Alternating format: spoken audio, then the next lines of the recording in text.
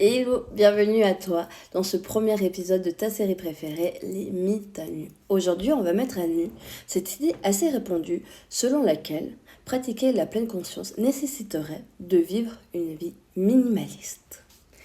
T'as déjà sûrement entendu que pour être bien, il fallait avoir une maison épurée et se concentrer sur l'essentiel. Mais est-ce vraiment nécessaire? Prends de quoi manger, prends à boire, pose-toi, on va démêler le vrai du faux. On va commencer par poser les bases. La pleine conscience, ça vient des traditions bouddhistes. Ensuite, ça s'est exporté en Occident pour réduire le stress, pour améliorer la qualité de vie. La pleine conscience, c'est juste le fait d'être là à 100% dans le moment présent. C'est observer son environnement, ses émotions, ses pensées, son jugement. Mais là où il y a beaucoup de gens qui se trompent, c'est qu'ils pensent que pour vivre la pleine conscience, vraiment, c'est qu'il faut simplifier, épurer son monde extérieur, donc vivre une vie minimaliste.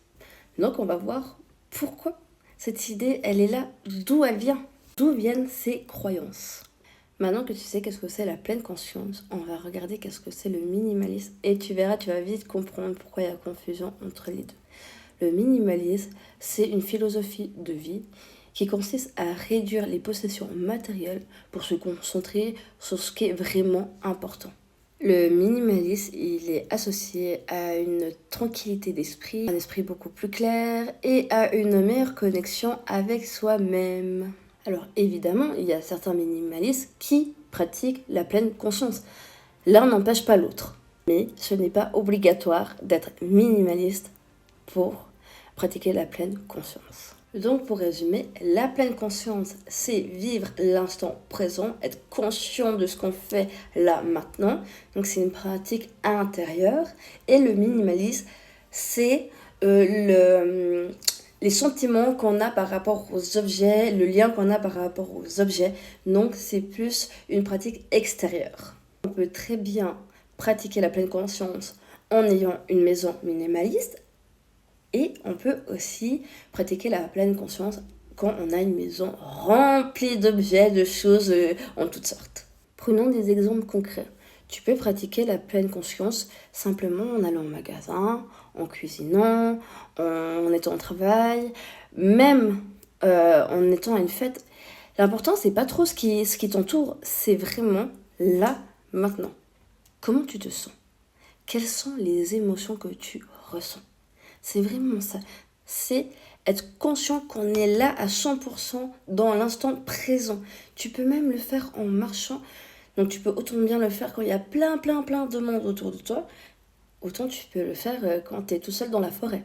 Alors évidemment, il y a des gens qui vont se sentir mieux. Ça va les aider de se concentrer, d'avoir un environnement épuré.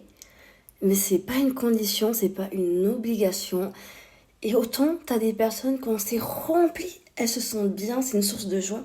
Ou t'aimes être, si t'aimes avoir beaucoup d'objets, si tu te sens bien avec ça, c'est ok. Et si tu préfères avoir une maison toute épurée, c'est ok. Le plus important, c'est que toi, tu sois bien. C'est ça qui fait la beauté de notre monde, c'est qu'on est tous différents. La conscience, elle est là pour enrichir nos expériences de vie et pour apprécier pleinement chaque instant de notre vie. Tout simplement des rires d'enfants ou les oiseaux qui chantent, ou l'odeur d'un bon repas, une douche chaude, un bain chaud, tu sais, t'es là, ou peut-être une texture.